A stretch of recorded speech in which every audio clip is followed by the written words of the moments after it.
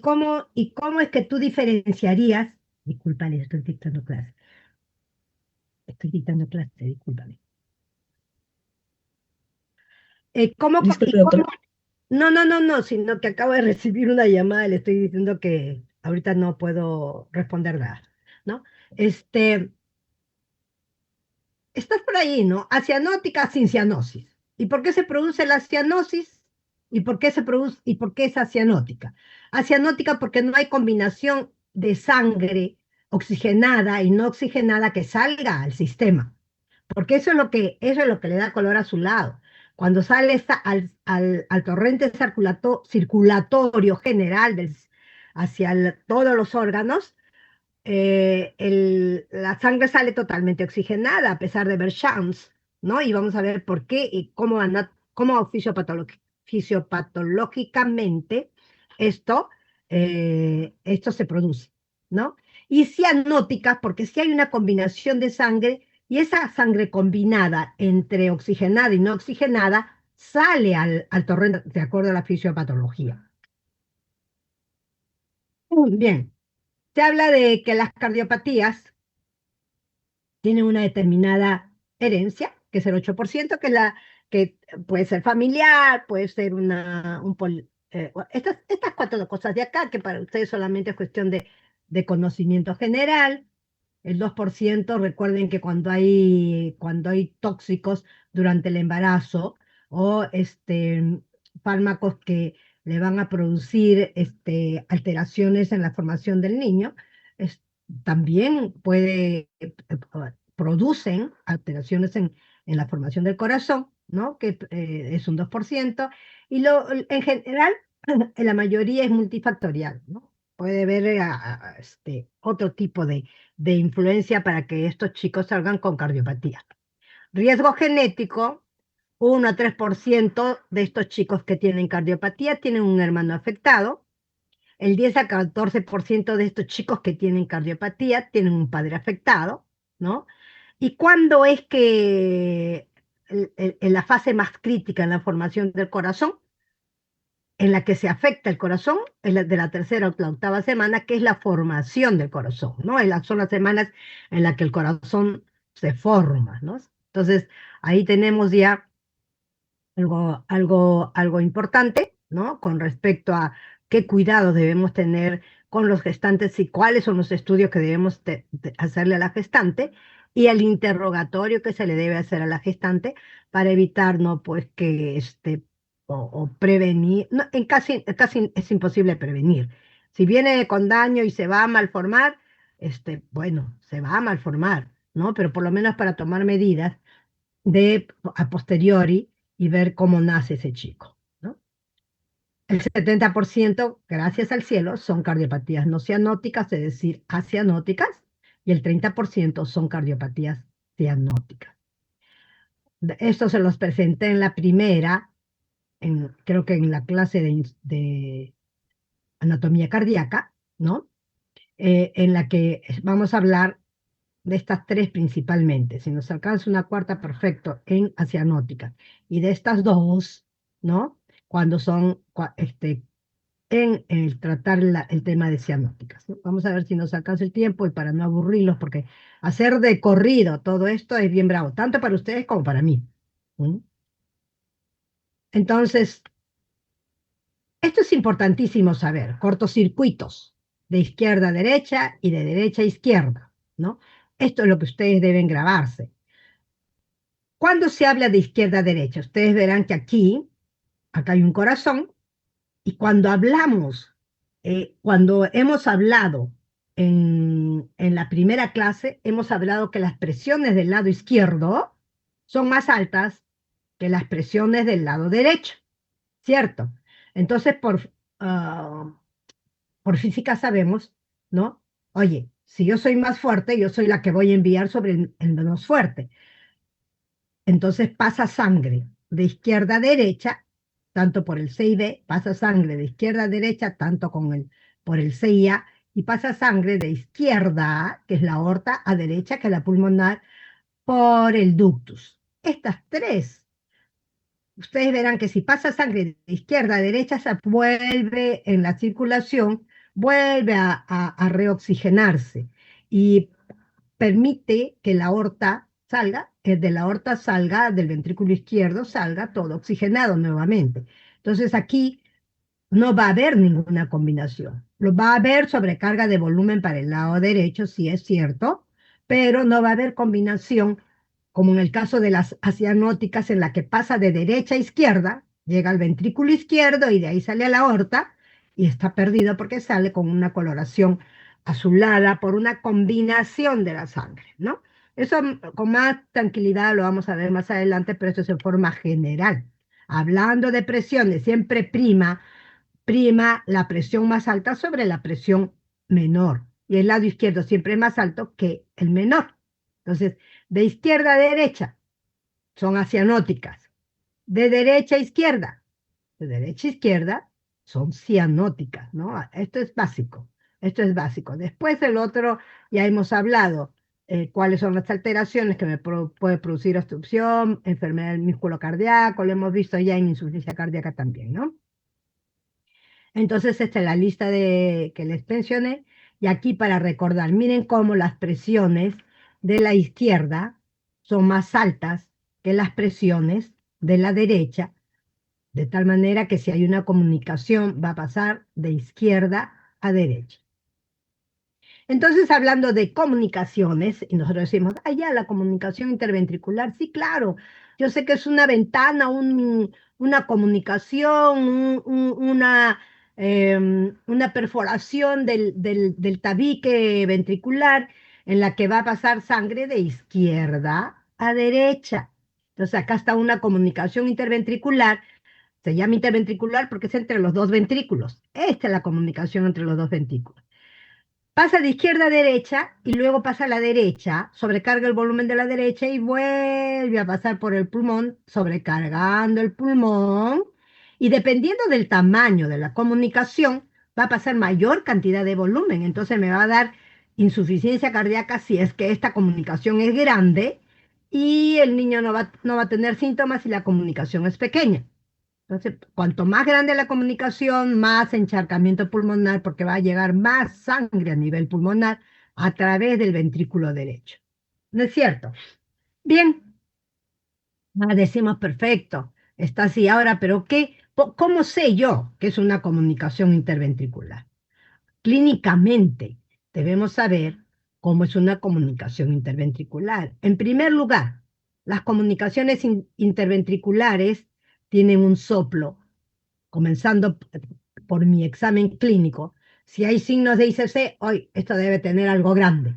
Si es que tengo una ausculta en el cuarto espacio intercostal izquierdo, porque este es el nivel del cuarto espacio intercostal izquierdo, tengo una ausculta en el cuarto espacio intercostal izquierdo, como así un soplo medio aspirativo, o lo sistólico, porque es sistólico en realidad. Entonces, voy a asumir que pueda tener una comunicación interventricular.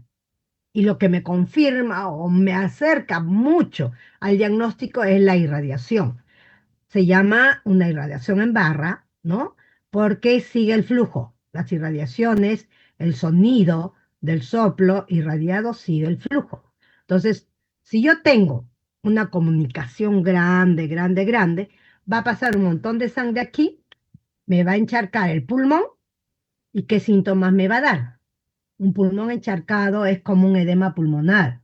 En realidad es un edema pulmonar, pero no en el grado severo que hay que hacer otro tipo de medidas, ¿no? Entonces tengo la congestión pulmonar, el niño puede estar con tos, con distrés respiratorio, se cansa fácilmente, no quiere lactar, o sea, le da signos. ¿Signos de qué, Fátima Ponce? Con lo que estoy diciendo. Fátima, Doctora, ¿qué tal? Sí, sí, hola. ¿Qué signos son los que yo estoy diciendo? ¿Que corresponden a qué? ¿hay insuficiencia cardíaca congestiva? Insuficiencia cardíaca, eso. Si tengo una comunicación interventricular grande, me va a encharcar el pulmón y me va a dar signos de insuficiencia cardíaca. ¿M? Si yo tengo pequeñito, bueno, digo, el niño ni siquiera síntomas va a tener, solo lo envían porque le escucha un ruido, ay, tiene un soplo, ay, suena fuerte. ¿Y por qué digo suena fuerte? Porque las comunicaciones pequeñas tienen una intensidad más alta debido a la diferencia de presiones, ¿no? El lado izquierdo, recuerden que el ventrículo izquierdo tiene la presión sistólica que nosotros le medimos en el bracito al niño. Y la presión del lado derecho, pues es como, como han visto ustedes en la anterior, ¿no? Del lado derecho va entre 5 a 30. Sin embargo, generalmente tiene 15. El niño la presión del lado derecho es 15, parecida a la pulmonar. Y en el lado izquierdo, pues el niño tiene 90, 100. Entonces, recuerden que ahí hay una diferencia de presiones y por esa fuerza lo que me hace es un sonido más intenso. Entonces, cuando yo tengo un sonido muy intenso en una comunicación interventricular, que yo digo, ah, es un soplo sistólico, es así como aspirativo y está irradiado en barra y en el cuarto espacio, me dice, ah, ya, es un CID. Ay, pero es un soplo bien intenso. Ah, ya, si es bien intenso, debe ser una comunicación pequeña, por si acaso. A veces cuando nos mandan los pacientes, nos los mandan con un soplo intenso y le dice, tiene un soplazo, señor, ese paciente es quirúrgico. Para nosotros no. Para nosotros decimos, soy un ratito. Eso no puede ser quirúrgico, porque tiene una intensidad tan alta que me dice que es un huequito pequeño. Pero sí, porque las diferencias de presiones son altas. Pero si yo tengo una comunicación grande, no va a haber un soplo intenso porque las presiones se van a igualar casi del izquierdo y el derecho. Entonces, eso es peor. Signos de insuficiencia cardíaca con un soplo bajo, que uno dice, uy, qué bajo está este soplo para hacer un CIB. Signos de insuficiencia cardíaca, soplo bajo. Me habla y me dice, ah, este chico tiene un CB enorme, mira, está en el cuarto espacio, pero su soplo es bien bajito. Ese sí me asusta, ¿no? Yo no me asusta un CB, no me asusta un CB con un soplo intenso. Por el contrario, digo, qué bueno, ese va a ser raro. Pero sí me asusta un soplo bajo con signos de insuficiencia cardíaca y como llega volumen en cantidad, pasa volumen en cantidad por esta válvula, la presión, esta se incrementa y cierra la válvula con intensidad. Eso se llama segundo ruido incrementado. El segundo ruido al cerrar la válvula, ah, ya, una pregunta para saber qué estoy diciendo. María Medrano. Buenas María, tardes, doctora. María, hola. Dime, ¿quién produce el primer ruido y quiénes producen el segundo ruido? El primer ruido, la válvula aórtica, no, la tricúspide y la pulmonar, Ah, ah. o al ¿Quién es revés, el... ahora la aorta y la mitad. No, ahí estás adivinando. Oye, vas a leer, ¿ah? ¿Has estado en la clase? Dime, ¿quiénes hicieron la primera válvula? La primera válvula. ¿Quiénes son las válvulas que dan el primer ruido y cuáles dan el segundo ruido? Las primeras son por mitral y tricúspide y las segundas por aórtica y pulmonar. Excelente. Es eso. Las primeras válvulas que se van a, son, los produce el primer ruido. Los cierres, el cierre de la válvula tricúspide y mitral. El segundo ruido lo da el cierre de la válvula aórtico y pulmonar. Entonces, como el volumen pasa aquí, mucho volumen a través de la válvula pulmonar, esta válvula pulmonar cierra con fuerza, lo que incrementa el segundo ruido. Eso me dice, oye, hay hipertensión pulmonar, ¿por qué? Porque hay mucho volumen a nivel pulmonar. Y eso ocurre cuando hay una comunicación interventricular grande, ¿no? Con una comunicación interventricular grande, hay signos de insuficiencia cardíaca, hay soplo un poco más bajo, igual, tiene las mismas características, pero es bajo, ¿no? Y el segundo ruido está incrementado. Y por supuesto que como hay una congestión pulmonar retrógradamente, el hígado va a estar congestionado. Todo eso son signos de insuficiencia cardíaca en una comunicación interventricular grande, ¿no? Eso es básicamente lo que es una comunicación interventricular. Vuelve a recircular, miren cómo vuelve a recircular, regresa, regresa, regresa, regresa al ventrículo izquierdo. Y luego sale al organismo y regresa luego a ser oxigenada nuevamente. Pero gran parte se queda a nivel pulmonar, porque por acá está sobrecargando este volumen. Cuando hablamos de esto, decimos, oye, ya pues es una comunicación interventricular. ¿Y qué hago con una comunicación interventricular? Me dicen, ah, no, un ratito. Las comunicaciones menores de 5 milímetros generalmente tienden a cerrarse dentro del primer año. Ah, entonces vamos a esperar si ese chiquito le inicio tratamiento para insuficiencia cardíaca y espero. No. ¿Por qué? Porque las que cursan con insuficiencia cardíaca son más grandes de 5 milímetros. ¿No? Entonces, hoy voy a ver si necesito una cirugía, vamos a iniciar tratamiento para insuficiencia cardíaca y veamos qué hacemos después. Si es un niño que no avanza, es un niño que no gana peso, es un niño que su corazón se está empezando a dilatar, ese chico es quirúrgico, ¿no? Inicialmente el quirúrgico, si son pequeñitos, muchas veces se tiene que entrar a una cirugía con parche, ¿no? Abriendo la parte de la aurícula, se meten por la válvula y ponen un parche aquí. Pero si nos aguanta y es un y aguanta hasta el niño más grande, se le cierra a través de cateterismo intervencionista, igualito por la pierna, por acá por la pierna, ingresa un catéter, llega al corazón, llega aquí, se pone como un paraguas, se llaman placer. Se pasa el paraguas para acá, se abre un lado del paraguas, se jala y se suelta otro lado del paraguas de tal manera que cierra esta comunicación. Eso lo vamos a ver también como viendo las imágenes más adelante, pero eso es importante saberlo. Ahora, ¿cuáles son los tipos de comunicación que hay? No todos vienen en esta posición. Recuerden que existe la parte septal, que es muscular, y la parte perimembranosa, que es una lámina aquí, ¿no? Entonces hay varios tipos de comunicación. Primero una comunicación interventricular, perimembranosa, y de esas van a ser o subaórtica, subpulmonar, porque están en la vía de salida. Ahora, y la otra puede ser una comunicación interventricular, tipo muscular, que son fácilmente, se cierran fácilmente, que son las que menos problemas da, ¿no? Entonces, de acuerdo a lo que nosotros encontremos, ustedes saben que la ecocardiografía es la que más nos va a dar el diagnóstico. Vamos a decir, uy, estas perimembranosas son más difíciles de cerrar. Estas musculares se cierran, así que tranquila señora, no hay problema, vamos a esperar a que estos músculos empiecen a crecer, estos músculos papilares comienzan a crecer y esos músculos papilares solitos se ponen delante de la comunicación y lo van cerrando, ¿no? Entonces, estos son los tipos de C y D que nosotros vamos a tener, perimembranosa y muscular. Entonces, hasta la presencia de estas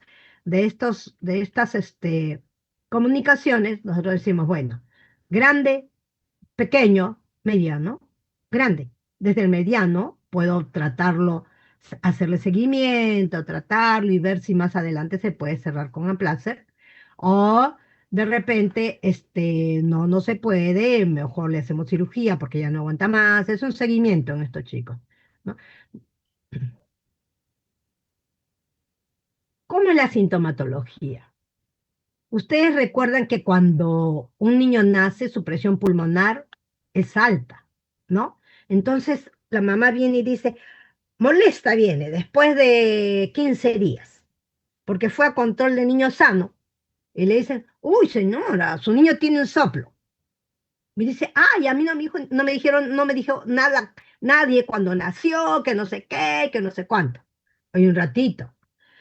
¿Qué ocurre cuando la presión, vamos a verla aquí en imagen, qué ocurre cuando la presión pulmonar de por sí, porque es vascular, es alta?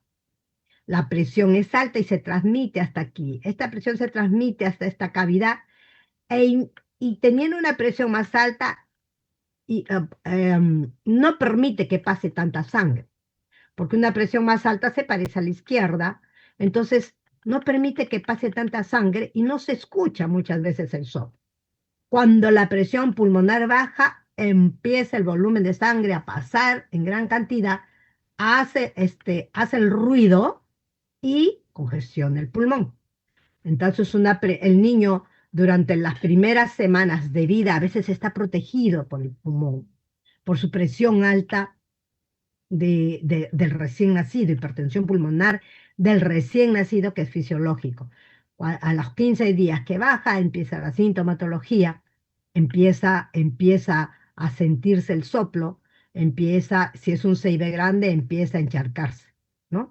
Entonces, no es que el médico sea malo, ¿no? Sino que tenía la resistencia vascular pulmonar incrementada, que disminuyó el pase de este flujo, y cuando esta resistencia disminuye, este flujo va a pasar mucho más. Esta es una ecocardiografía, es que es el que da el diagnóstico, está como cortado de base punta, ¿no? Acá está la punta, y acá está la base, acá están las aurículas, acá está la salida de la aorta, esta es la válvula mitral, esta es la aurícula izquierda, este es el ventrículo derecho, este es el septum, y este es el ventrículo izquierdo. Acá hay una comunicación cuando pasa de un lado a otro y se aproxima a este punto, el color es rojo. Entonces está pasando de izquierda a derecha. Si pasase diferente, de derecha a izquierda, el color va a ser azul, porque se distancia del punto. Por eso nos da una idea de esta cardiopatía esta cianótica. ¿Por qué? Porque está pasando de izquierda a derecha y está volviendo a recircularse, ¿no? La ecocardiografía es el que me va a dar, o sea, el que me va a confirmar el diagnóstico. No es que me va a dar diagnóstico, me confirma el diagnóstico porque mi sospecha debe ser desde el punto de vista clínico, ¿no?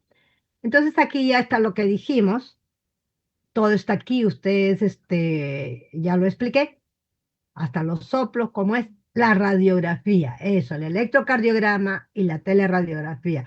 Si digo, el volumen se incrementa, si es cierto, si pasa por el lado derecho, pero no se incrementa en el derecho porque circula por el pulmón y vuelve a regresar en doble volumen hacia el ventrículo izquierdo. Entonces lo que va a crecer y se va a hipertrofiar es el ventrículo izquierdo en una comunicación interventricular, ¿no?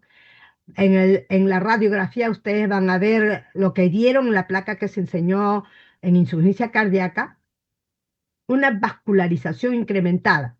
¿Se acuerdan de la imagen, no? Aumento de la vascularización por la vascularización en los tercios superiores de ambos hemicampos, y de repente las cavidades izquierdas del corazón van a estar crecidas si es que es una comunicación interventricular grande, ¿no? Si no, de repente las cavidades no se van a modificar para nada, pero sí va a haber un ligero incremento de la vascularización pulmonar. Aquí está los CID, esto ya lo dijimos también. Entonces, hasta ahí es lo que es comunicación interventricular. O sea, con esa imagen, esa explicación, nos quedamos con la comunicación interventricular. Otra de las patologías es que ustedes deben de conocer es la comunicación interauricular, ¿no? Ya tenemos la comunicación interauricular, como su nombre lo dice, y al igual que el interventricular, lo que sucede es que la comunicación interauricular lo tiene acá arriba, ¿no? Lo tiene acá arriba. ¿Qué es lo que hace? Las presiones de izquierdas todavía son más altas. A pesar de ser muy parecidas las presiones auriculares derechas e izquierdas, porque una es 3 a 5 y la otra es 5 a 7, ¿no? La izquierda es más o menos 5 a 7, la derecha es de 3 a 5 milímetros de mercurio. Entonces, ¿qué hace? De todas maneras pasa, pero como hay diferencia muy baja en las presiones, lo que pasa es mínimo. Pasa poco, hasta cuando una comunicación interauricular es grande, no pasa tanto, ¿no? Porque las presiones son muy parecidas. Entonces, esas comunicaciones interauriculares a veces se les pasa a los pediatras el soplo, porque es un soplo bien bajito, que no hay diferencia de presiones. Un soplo bien suave, bien bajito, es sistólico, está en el segundo espacio intercostal izquierdo, o sea, ya, ese es un soplo bien suavecito, segundo espacio intercostal izquierdo, los ruidos son normales, bueno, pues entonces estamos ante una sospecha de... y el niño no es azul, el niño tiene su coloración normal, ahí eso puede ser una comunicación interauricular. La diferencia es que como incrementa el volumen en el lado derecho, retrasa el cierre de la válvula tricúspide y se desdobla el primer ruido y se desdobla el segundo ruido. Lo que más se escucha es el segundo ruido desdoblado, ¿no? Entonces se escucha un track, track, no es dun ta, sino dun track, desdoblado el segundo ruido. Entonces es interesante que cuando yo digo segundo espacio intercostal izquierdo, soplo suave, segundo ruido desdoblado, comunicación interauricular. Y los tipos de comunicación están aquí, ¿no? Lo más frecuente es, ¿qué les han dicho? A ver, vamos a ver, si recuerdan algo. Víctor Palomino. Víctor Palomino, Sí, doctora. hola. ¿Qué les han dicho? Ustedes ya han hecho en cardiología adultos comunicación interauricular. De ellos, ¿qué les han dicho? ¿Cuál es el más frecuente? Sí, doctora, ¿podría ser la comunicación auricular tipo secundum, ostium secundum? Es la ostium secundum, no podría, es la ostium secundum, con suerte, ¿no? Que es la que está aquí, que está en el medio. Y como está en el medio y tiene bastantes bordes, así, está en el medio y tiene los bordes, se puede cerrar por cateterismo de la misma manera que la comunicación interventricular. El problema son estos. La comunicación es tipo senos venosos que drenan uno pegado a la cava y el superior y el otro pegado a la cava inferior. Cualquiera de ellos se denomina seno venoso, que están muy pegados y estos son quirúrgicos, al igual que el ostium primum, que bien pegada a las válvulas hacia abajo, o sea, el ostium primum está acá, ¿no? Entonces, bien pegada a las válvulas, también es quirúrgico, no hay forma de ponerle ningún aplaster ni ningún paragüita porque agarra las válvulas y daña las válvulas, ¿no? Entonces, por ahí la cirugía va a ser, dependiendo del tipo de comunicación, puede hacerse por cateterismo, ¿no? Si tiene buenos bordes, y los otros sí son quirúrgicos 100%, quirúrgicos 100%. Cardiopatía acianótica porque va de izquierda a derecha, sobrecarga un poquito el pulmón, de tal manera que no da sintomatología. A veces tenemos comunicaciones de 11 milímetros que son grandes para los pequeñitos. Sin embargo, el niño viene caminando tranquilo, sin sintomatología, sin nada, porque el volumen que pasa es poco. No es como la comunicación interventricular, que por la presión que tiene el ventrículo izquierdo pasa un montón de volumen hacia el lado derecho, lo vence, ¿no? Pero aquí no. Las presiones son muy parecidas, entonces pasa poquísimo, el soplo es suave, el segundo río es doblado, ya es una comunicación interauricular y generalmente no requiere tratamiento para insuficiencia cardíaca, porque generalmente no da insuficiencia cardíaca, ¿no? Porque así sea grande, no nos da insuficiencia cardíaca. Entonces, por ahí decimos, qué bueno, yo siempre le digo, esta es la cardiopatía más bonita que tiene, señora Trujillo. Tiene usted suerte porque tiene la cardiopatía más bonita, ¿no? El niño desarrolla bien, nadie se dio cuenta porque el desarrollo y crecimiento fue normal, ¿no? Y dice, ay, no, pero parece un niño sano. Eso, parece un niño sano, no lo es, ¿no? Desde el momento que tiene comunicación interauricular, ya no se habla de un niño sano, ya tiene una enfermedad, ¿no?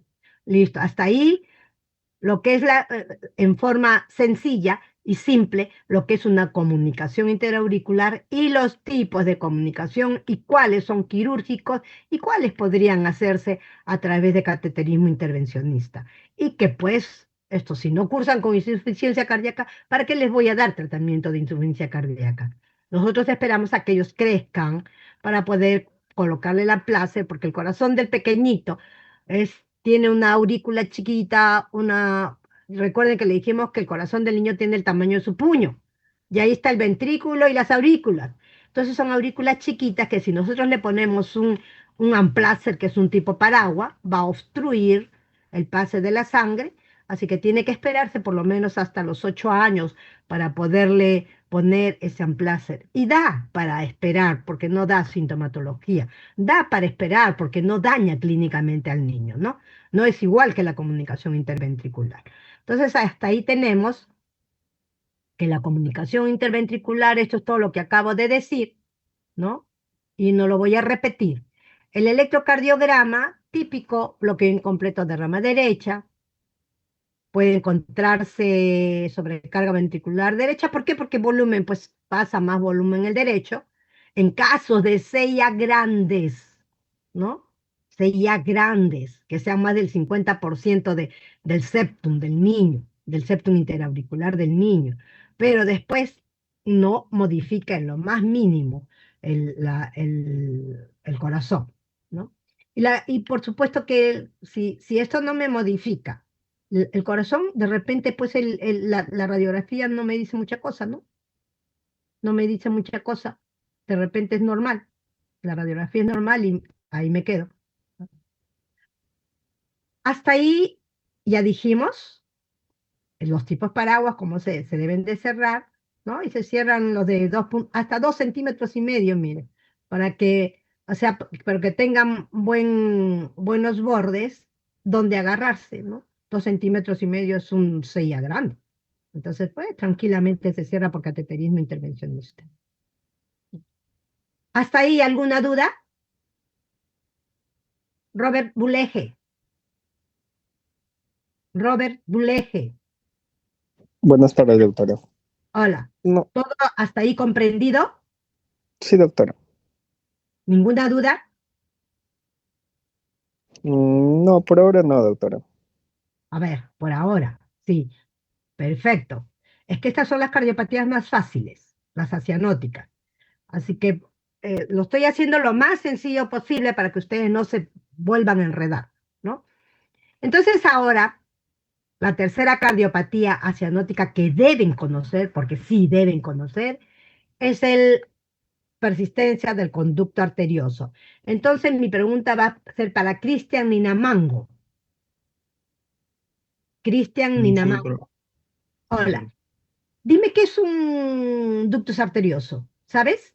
¿Recuerdas? Es el shunt, comunicación que comunica la aorta con las venas pulmonares, No, no es con las venas. Estás con en las un arterias, 50% con la arteria, arterias, arterias. con la rama izquierda de la pulmonar, de la arteria pulmonar. Recuerden que la arteria pulmonar o sea, es un caso extraño. Le pusieron arteria, pero funciona como vena. Y las venas pulmonares le pusieron venas, pero funcionan como arteria, porque llevan sangre oxigenada, ¿no? La arteria pulmonar no lleva sangre oxigenada. Entonces, y las venas pulmonares son las que llegan a la aurícula, ¿se acuerdan de anatomía? Yo ya les hice eso. Las que llegan a la aurícula izquierda son sangre oxigenada. Yo no sé por qué por qué es que cambió, cambiaron los nombres, lo revirtieron los nombres, pero bueno, para confundir un poco, pero si es que uno recuerden bien que esas son las únicas que hacen el cambio, o sea, que son distintas a las arterias, ¿no? Y a las otras venas, ¿no? Llevan sangre diferente a las arterias y a las venas. Entonces, tenemos un ducto que muy bien dijo el doctor Cristian, va de la aorta, eso es de la aorta a la pulmonar, a la arteria pulmonar en su rama izquierda en la mayoría de veces, ¿no? Eso le sirve al niño, como vimos cuando hemos hecho anatomía, eso le sirve al niño en la circulación fetal. Pero naciendo el niño ya no debería existir porque cambia la circulación fetal, ya no necesita ese conducto para llevar la sangre a la aorta directamente, ¿no? Porque en la circulación fetal eso funciona al revés, ¿no? Por el conducto arterioso, como no entra sangre al pulmón, bueno, se va para allá, para la aorta, ¿no? A las 72 horas de vida, máximo a las semanas de vida, esto debe cerrarse. para no producir problemas y para no terminar siendo ductus arterioso persistente, ¿no? Se cierra el ductus y ahí terminó. Normalmente se cierra hasta la semana de vida. ¿Quiénes son los que predominantemente persiste el ductus? ¿En quiénes? A ver, Martín Ayala, dime en quiénes persiste el ductus, ¿sabes? Martín Ayala, porque en complicaciones de la prematuridad, ay, pucha, ya lo dije, no, ya no te pregunto. Los prematuros, es una complicación del prematuro. Recuerden la clase que le ¿Se hicieron. escucha? Mira, dime, ya te lo soplé, Martín, sin querer. No, se me fue la señal, no. No. Sí, a ver, decía quiénes son los que las que persisten el ductus. El ductus arterioso,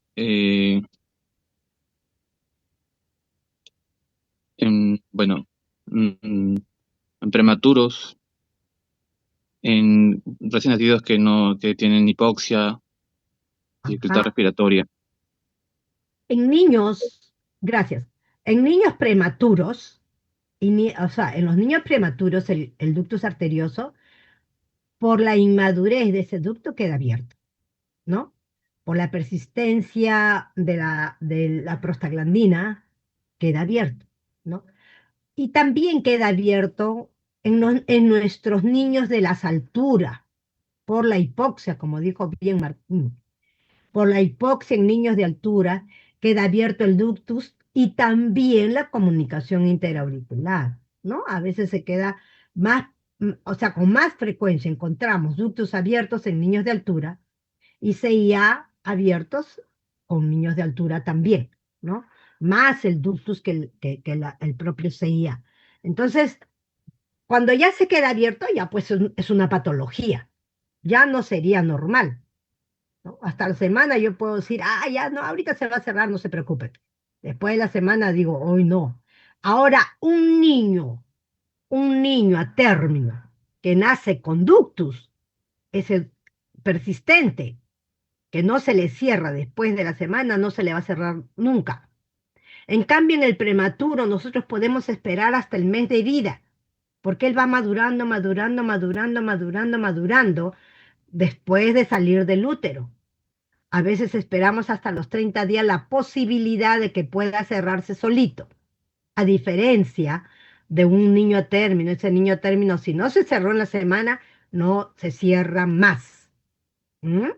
No se cierra más, ¿no? Entonces, hay que tener cuidado cuando le decimos a la mamá que cuando nace el niño y es a término, señora, viene al control a los 15 días y ustedes escuchan el soplo y le hacen el diagnóstico de ductus y le dicen, no señora, vamos a esperar a que cierre. Un niño a término no cierra. Lo que esperamos a que el niño crezca y si no tiene sintomatología, más o menos, dependiendo del tamaño del ductus, se le va a cerrar, o sea, lo llevamos a cerrarlo a través de cateterismo. Los ductus estamos cerrándolos todos en realidad por cateterismo, colocándole un coil, que es un dispositivo, en pleno ductus, para que lo coagule y lo obstruya, ¿no?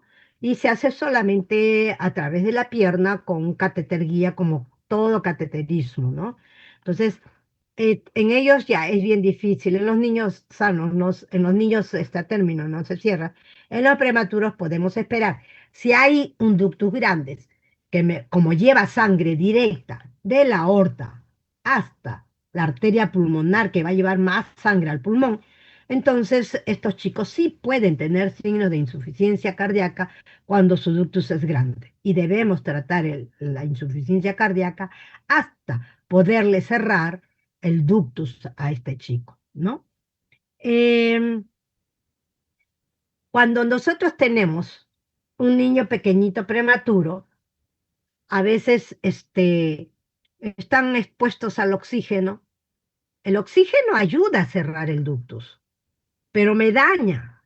¿Qué me daña? O sea, el oxígeno, esta es la clase que ustedes han tenido cuando hicieron prematuridad. Adrián Calderón. Adrián, Doctora, buenas tardes. hola. Ya, por ejemplo, tenemos un niño prematuro, nació prematuro. Ay, prematuro, pobrecito. Hoy está con distrés respiratorio, le dio enfermedad, ay, membrana llanina. O pónganle oxígeno.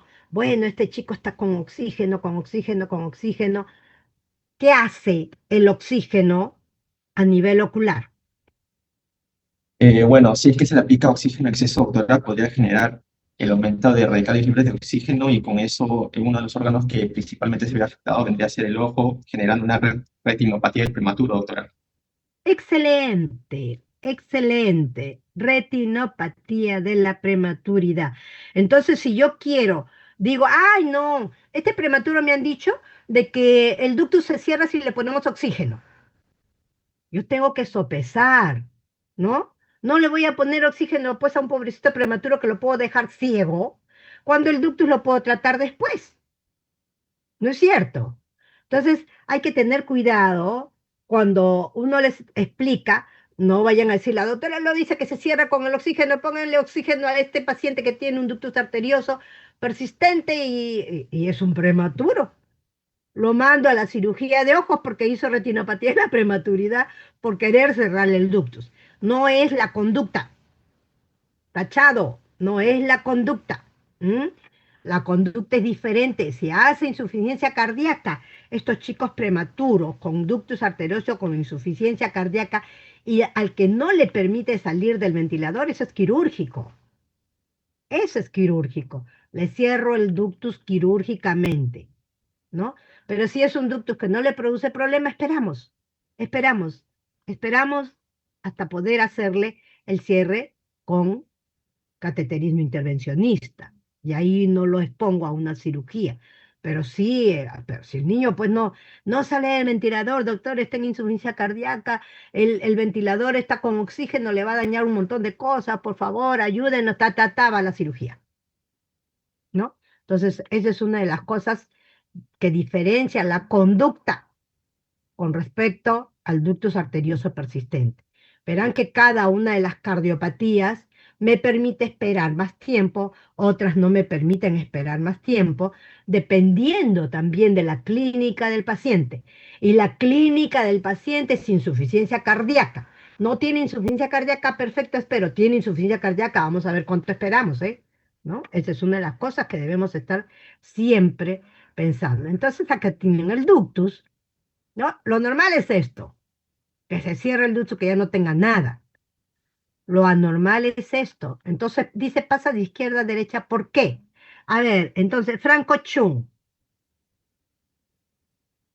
Franco, Sí, doctora. sí. Eh, ¿Por qué en este caso decimos que pasa de izquierda a derecha? Ay, se me fue, se me fue, se me fue. Voy a retroceder. ¿Cómo retrocedo? Ya no puedo retroceder. Así, ahí va. Ya está. Franco, Franco, te fuiste. Está No, leyendo. doctora, no, doctora, no, doctora, perdón. Es que leyendo. apagué el audio por error. Ya, cuénteme, ¿estás leyendo? Te están pasando por el WhatsApp. Ya. Independientemente que se lo pasen por el WhatsApp, nunca se va a olvidar, ¿no? Ahora, cuéntame, ¿por qué de izquierda a derecha? Que es por la diferencia de presiones. Diferencia de presiones. Por eso miren en cardiopatía cianótica, todo lo hace la diferencia de presiones, todo lo hace la diferencia de presiones. El problema va a ser cuando se daña el pulmón. Te daño el pulmón, invierte la presión y termina siendo más intensa la presión de la pulmonar que me invierte el flujo. Eso se llama síndrome de Eisenmenger. Puede ocurrir también en la comunicación interventricular cuando el pulmón ya no aguanta más, se daña la vasculatura pulmonar e invierte el pulmón de derecha a izquierda en la comunicación interventricular y de acá sale todo combinado y se llama Eisenmenger. Eso ya no tiene solución. Por eso es que hay que detectar a los chicos antes de que se dañe el pulmón, ¿no? Y para eso somos médicos. Aquellos que van a ser pediatras son los primeros que van a tener que ver a estos chicos, son los que van a derivar a los chicos, ¿no?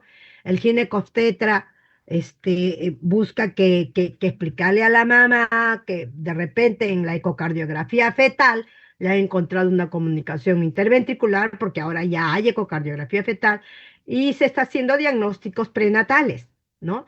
Y le dice, vaya usted que nazca en el Rebagliati, le dicen. No, vaya usted y contrólese, porque cuando nazca su niño lo tiene que llevar al cardiólogo para que lo evalúe, ¿no? Y eso es cierto, para que lo evalúe. Ya con la ecocardiografía fetal ya podemos ir dirigiendo a los pacientes quiénes van a ir con el cardiólogo, quiénes van a continuar con el pediatra, quiénes, o sea, ya se hace diagnóstico de los más complejos, se hace inclusive, ¿no?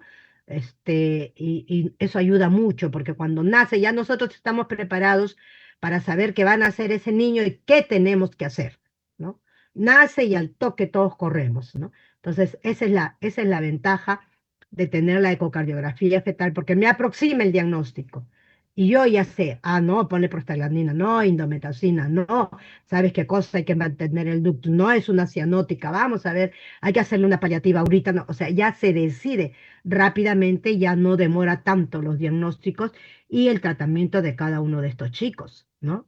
Y el tratamiento de ellos. Entonces aquí tenemos y como dijo el doctor Schum, creo, pasa de izquierda a derecha. Eso hace que se sobrecargue nuevamente el pulmón porque regresa por las ramas pulmonares al pulmón izquierdo, para el pulmón derecho, se oxigena y vuelve a recircular, ¿no? Y vuelve a hacer todo ese proceso. Listo, hasta ahí lo que es el ductus. Son todas ellas, ya. ¿Qué cosa hacemos cuando un niño nace y tiene un ductus y, y le vemos hoy, no, este es un ductus un poco grande, ¿ah? Hay que usar medicación. Decimos, porque hay un cierre medicamentoso del ductus que es efectivo durante los primeros 15 días de vida. Después de eso, ya olvídense, más tiene efectos colaterales, ¿no? Para eso decimos, uy, la indometacina. Ahora ya no se usa tanto. Cada ampolla de indometacina cuesta $200. Así que, pero ahorita ya han aparecido el ibuprofeno y el paracetamol para cierre de ductus, que son tan efectivos como la indometacina, ¿no? Entonces se da el medicamento, se da por días, ¿no? Se va evaluando si es que está actuando o no. Son más o menos 3 dosis por cada día, 1, 2, 3 días en dosis y vemos que, cerró, qué bueno. O por lo menos le disminuyó el tamaño. Ya con eso tenemos más tranquilidad, ¿no? Y seguimos el camino. Pero cuando es muy grande, a veces ninguno de estos medicamentos le va a cerrar y sigue haciendo insuficiencia cardíaca. Esos chicos van a cirugía, sobre todo si son prematuros, ¿no? Bien, hasta ahí es lo que tenemos que hacer. Medicamentos, sí, de que eso ya lo vimos, izquierda, derecha, circulación. ¿Ustedes ven alguna válvula acá? A ver. Alba, Rosario Alba. Rosario Alba. Buenas tardes, doctora. Hola. ¿Tú ves alguna válvula acá? Mm, No creo. No lo hay. Entonces, ¿cómo crees que pasa el flujo? Y muy bien lo dijo tu compañero. De izquierda a derecha. Ya pues. En sístole pasa de dónde a dónde. Doctora Alba, En sístole pasaría de la pulmonar a la aorta. ¿por qué va a pasar? Por A ver, la presión, ¿no? de Que es acuerdo a las mayor presiones. en el ¿Quién tiene más ventrículo. presión? Escúchame, ¿quién tiene más presión acá? Vamos a razonarlo. ¿Quién tiene más presión acá, la aorta o la pulmonar? Sistólica, presión sistólica. ¿Quién tiene más presión? Aorta pulmonar, eso lo hemos visto, ¿ah?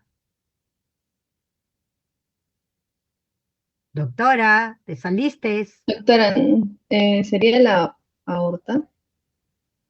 En interrogante no me lo hagas.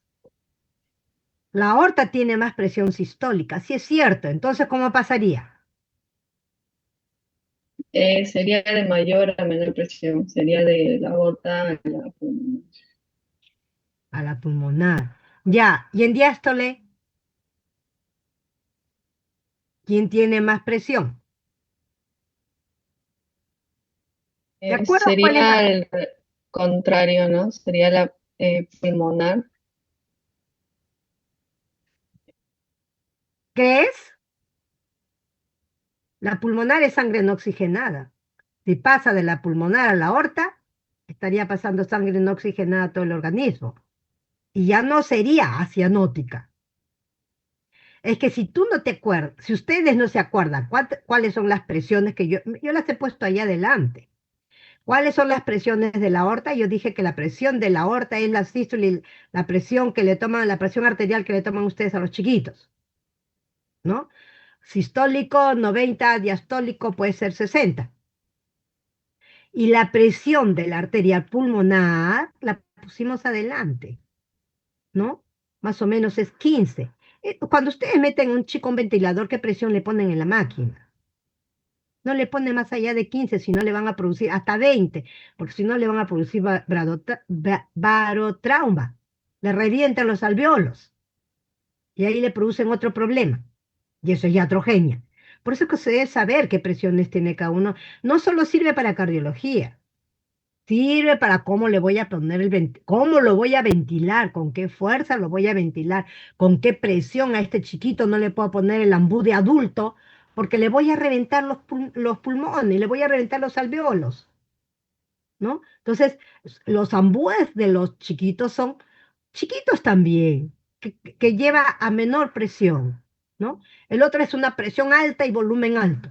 Entonces, siempre, todo esto de presiones nos ayuda en cómo voy a reanimarlo, cómo le voy a, antes que dábamos ventilación boca a boca, que ahora ya no se da, jamás de los jamás, por todas las enfermedades que se transmite uno, antes nosotros sí lo hacíamos, ¿no? Pero tenías que soplar con menos fuerza y con menos intensidad y menos volumen. O sea, así uno aprende. Así aprendimos. El pulmón se daña si nosotros le vamos a meter mucha fuerza y mucho volumen, ¿no? Y eso es lo que ocurre con el pulmón, pues. Entonces, la sistólica siempre va a ser más alta de la aorta que la pulmonar. Tanto igual, la diastólica siempre va a ser más alta de la aorta que la pulmonar. Entonces, en los dos tiempos va a pasar de izquierda a derecha, en sístole y en diástole, en sístole y en diástole, ¿no? Entonces, por eso es que es acianótica, por eso es acianótica, ¿no? Sigamos. Entonces, ya hablamos de todo eso, que es importante que ustedes sepan, esto ya lo vimos. Y como no tiene válvula y pasa en los dos tiempos, es un soplo continuo.